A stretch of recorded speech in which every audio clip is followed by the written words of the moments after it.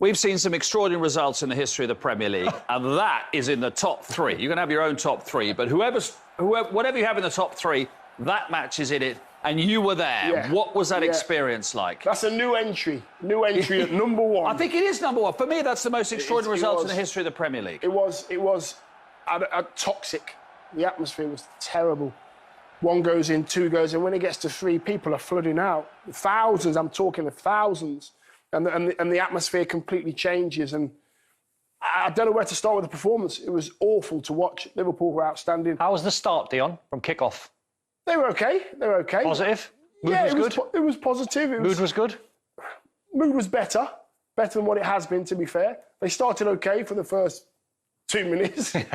Fernandes had a good chance at 0-0, didn't he? Bruno Fernandes should have scored at 0-0. If they'd have scored that one, it might have been different. I don't think it would have changed anything. It just would have been 5-1 or 6-1. Yeah. The reason I think it's more extraordinary that even United losing 6-1 at home to Man City 10 years ago, that was 3-1 going into stoppage time, worse. and they were chasing the game. That's worse. Tottenham 6-1 last season, Martial was sent off. This has got 8-2 all those years ago, Arsenal, Man United. Arsenal had loads of injuries. This, Man United at home to Liverpool in the game of the season, losing 5-0, and they stopped playing after 55 minutes. That's the worry. They stopped playing. They need to anymore. That's the worry. These freak scorelines can happen. We see it every now and again. The worry is, for Man United fans especially, watching that performance, Liverpool just went at 5. Liverpool just went, that'll do. We don't need to stress ourselves. Yeah. We don't, because it was too easy.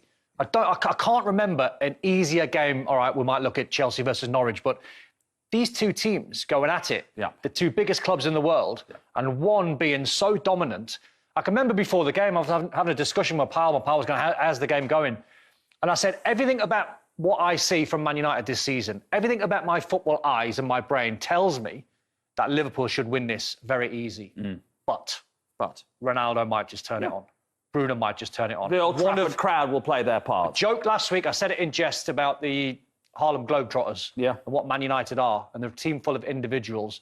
Leicester showed the week before, when they scored 4, they could have scored 7. And you watch that performance, my word, it was too easy. It's incredible. I think we're going to have to limit ourselves to sort of a couple of points on every goal. Otherwise, we'll be here till the next millennium, won't we?